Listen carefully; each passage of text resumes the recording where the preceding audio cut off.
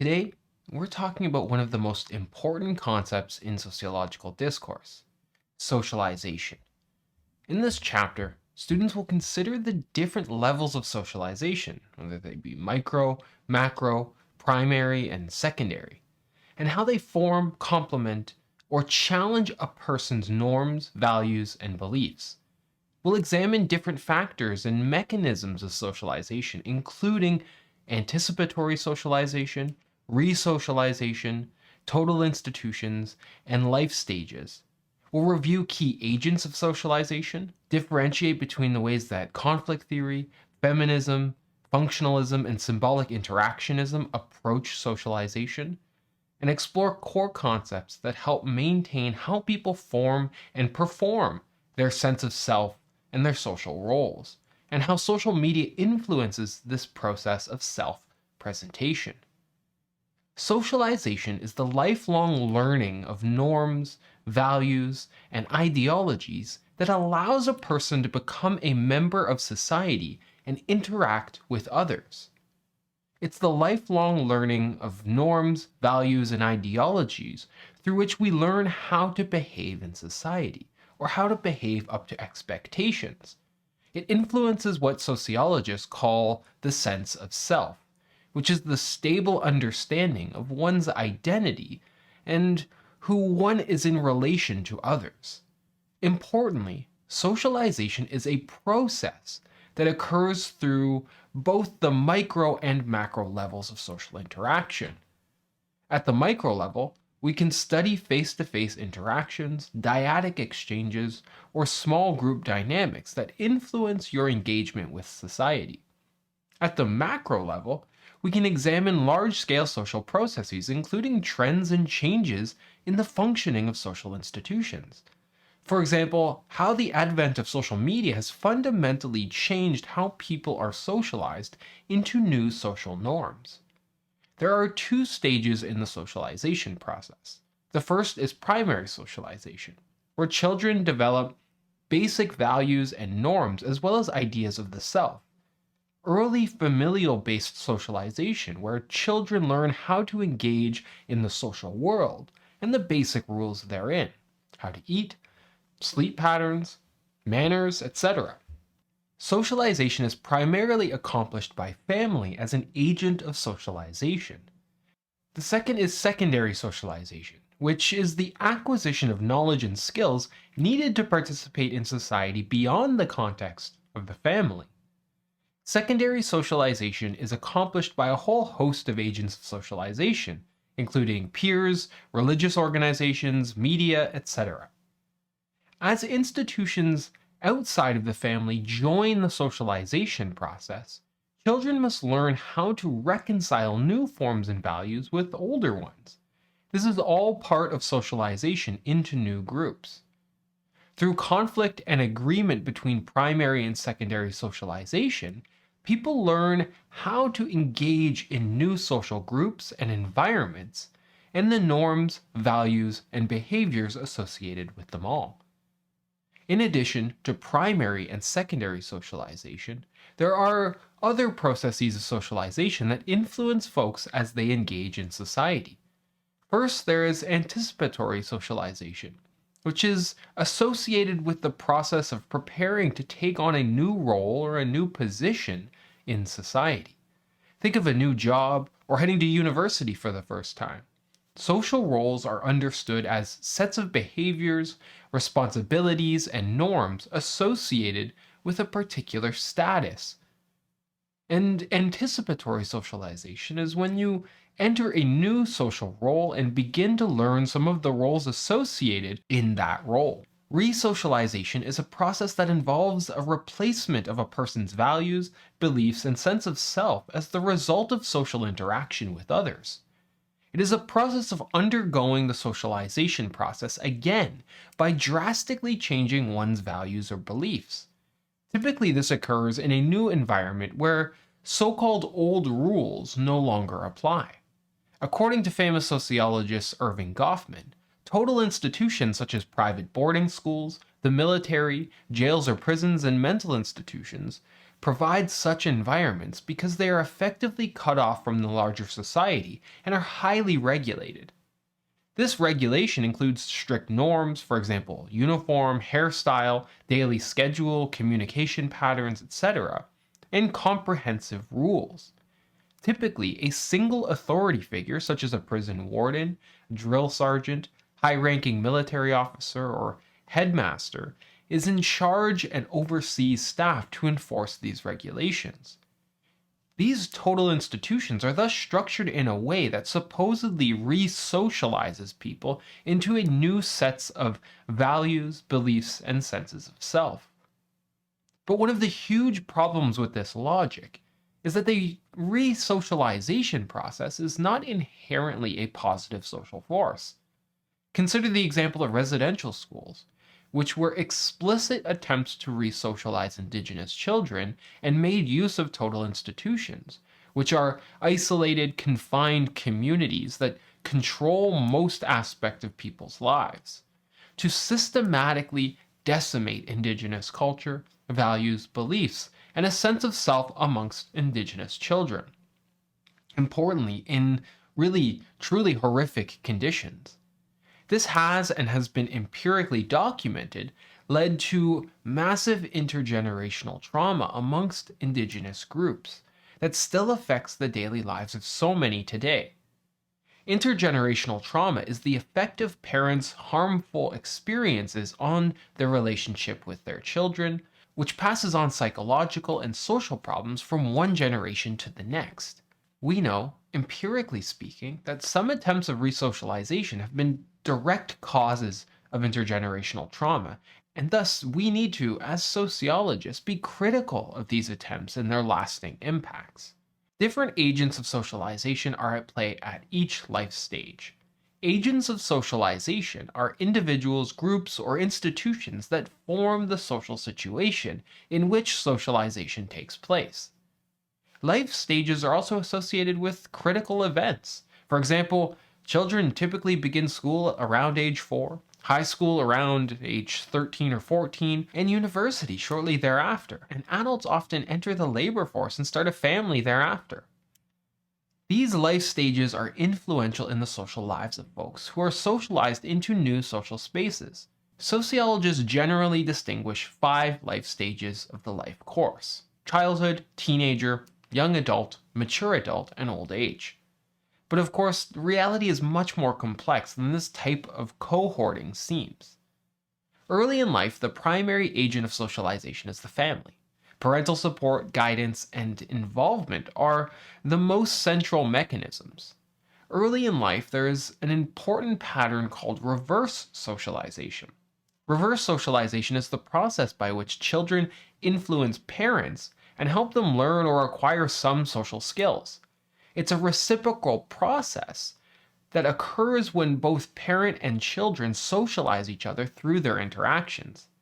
Think of how having a child might introduce parents to new social circles with new expectations, new roles, new patterns of behavior. I'm thinking here of new friend groups or new sports teams with maybe different groups of people. And maybe child rearing influences parents to join yoga or fitness clubs, which influences their socialization into a new environment. As children age, schools become important agents of socialization because children spend large proportions of their time there. Schools have a diverse role in the socialization process of children. For example, they help students internalize norms and expectations around educational attainment and achievement. They embody social norms and expectations around socially accepted behavior. They also have the capability to overcome and potentially reverse class inequalities, although we know this rarely happens, and instead, school tends to replicate and reify social inequalities. More on that later in the term. Indeed, not all children are equally prepared for school. For example, children from low-income families are more likely to present poor school readiness and are less prepared to engage in school life, which often negatively impacts educational opportunities and outcomes. Post-secondary schools socialize students in at least 2 ways: to become learners and be ready for the workforce, and to become engaged citizens with civic skills gained through critical thinking encouraged in the classroom and participating in extracurricular events. And as we know, social class is a key predictor of educational attainment and a student's likelihood of succeeding in university. A key idea, and perhaps commodity offered by universities, is the notion of upward social mobility. Upward social mobility refers to the ability to move from the social class one was raised into a higher or more desirable social class with greater potential for earning and opportunities and fewer barriers. This is the promise of post-secondary education in advanced capitalist societies, that university will help students achieve upward social mobility and greater earning potential and opportunities. In adulthood, workplaces are central sites for socialization. Professional roles are performed through things like stereotypical dress codes and demonstrating an understanding of ethical standards and expected codes of conduct. Rules and authorities in the workplace are highly influential in the socialization process. They very much influence individual behavior therein. Mass media and today's social media play key roles in socialization, sometimes reinforcing societal norms, other times contesting them, and yet other times creating entirely new norms. Children and youth are exposed to global contact, far-reaching online communities, and complex peer networks at very early ages. Digital media have come to play a prominent role in the socialization process. For example, social media increasingly influences gender role socialization throughout one's life. More on that in a forthcoming chapter. But how do sociologists theorize about socialization? In other words, how do we as sociologists understand socialization as a social phenomena? What purpose does it serve in society? For structural functionalists, institutions help maintain the values and norms of society.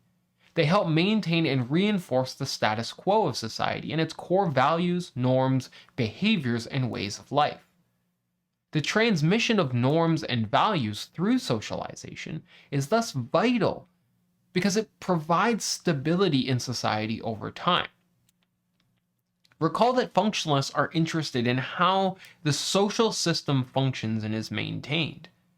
Just as we look at the body as a set of interconnected parts, the brain, the lungs, the heart, that all work together to ensure proper functioning of the whole, functionalists look at society as a set of interconnected parts that ensure functioning of society.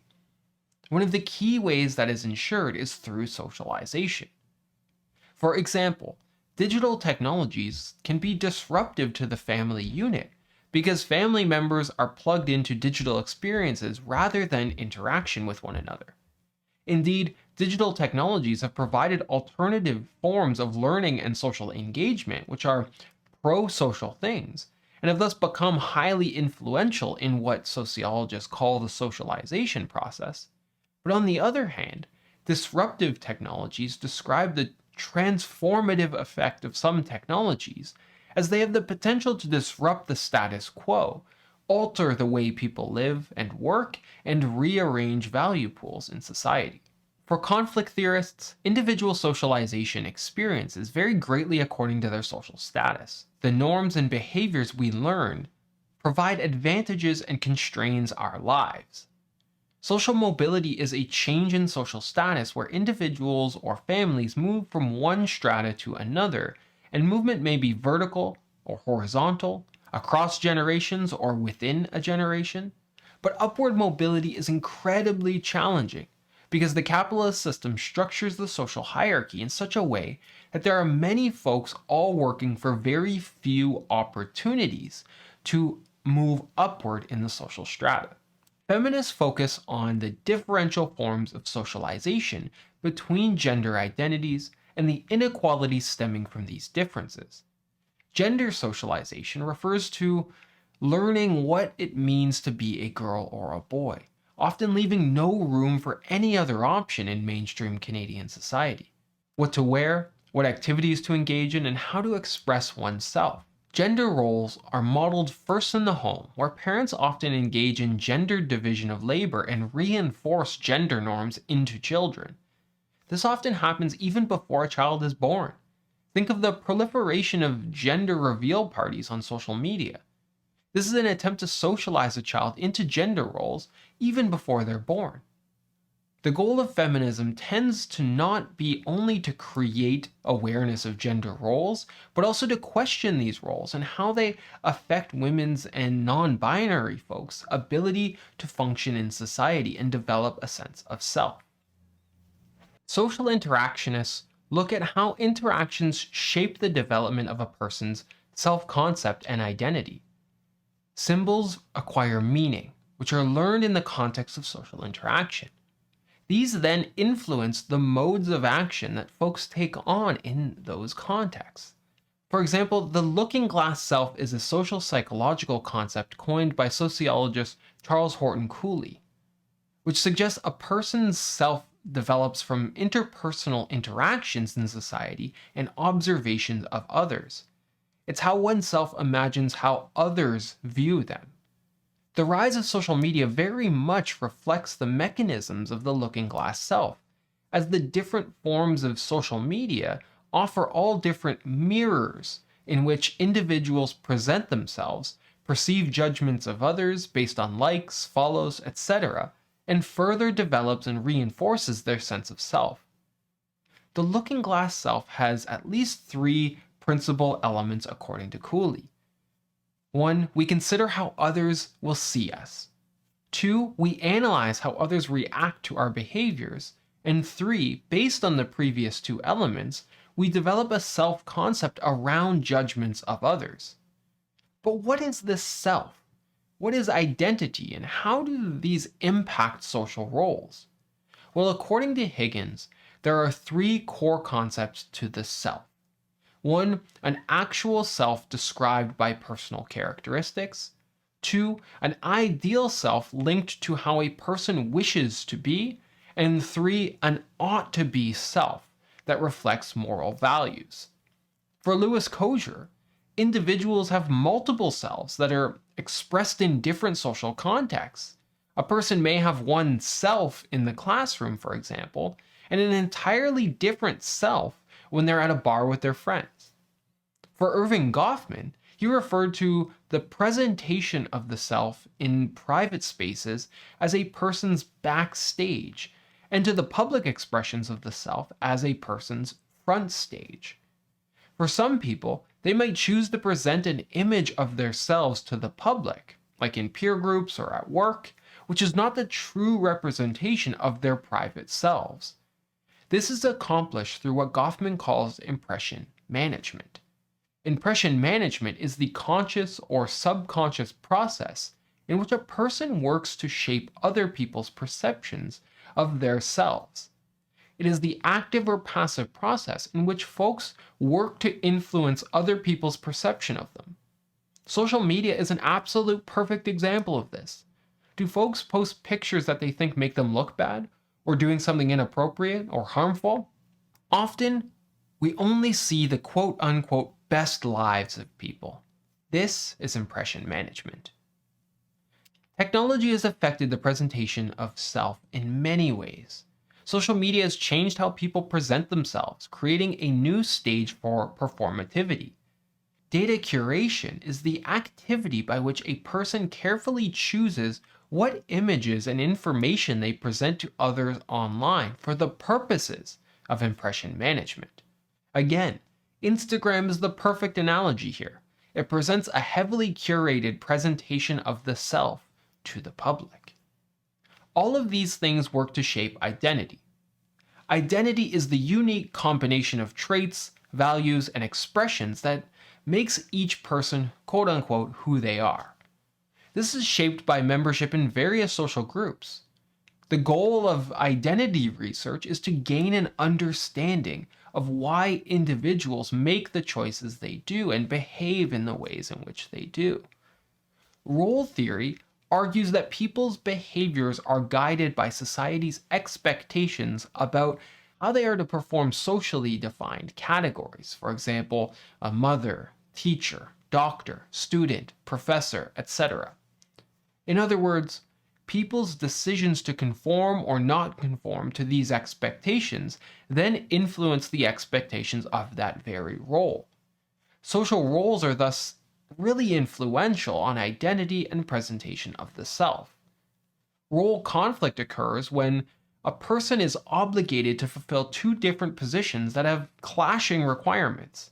We learn to switch our language, dress code, manners, and adopt different social scripts. Think of if you work at a fast food restaurant and your boss is evaluating you. Then your best friends walk in and start talking to you as friends. Would these roles as friends and employee conflict in certain settings? Would these roles change your behavior in different contexts? It may be that you switch roles even briefly to navigate the social expectations, or you may adopt one set of social roles which may alienate you from one of the groups, either your friends or your employer. Another key concept here is context collapse. This is the potential that exists on social media for people, information, expectations, and norms from one context to collapse into another, and the problems that may arise. It is the flattening of multiple audiences into a single context that arises out of human interaction on the internet, and especially on social media.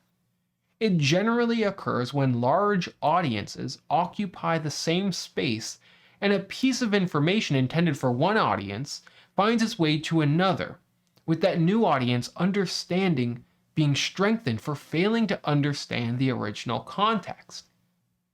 This is meme culture, folks. This is the culture of fake news, disinformation, and misinformation. They are clear indicators of this idea of context collapse.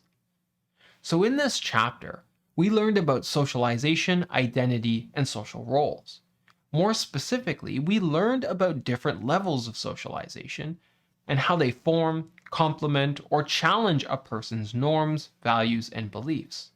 We learned that socialization occurs across the life course and takes place in diverse social settings. We learned about the key agents of socialization and examined different factors and forces of socialization. We compared and contrasted different theoretical approaches to studying and understanding socialization. We explored core concepts of the looking glass self, social roles, and social theory. So that's it for today. This has been Professor Silva, and we'll catch you on the next episode.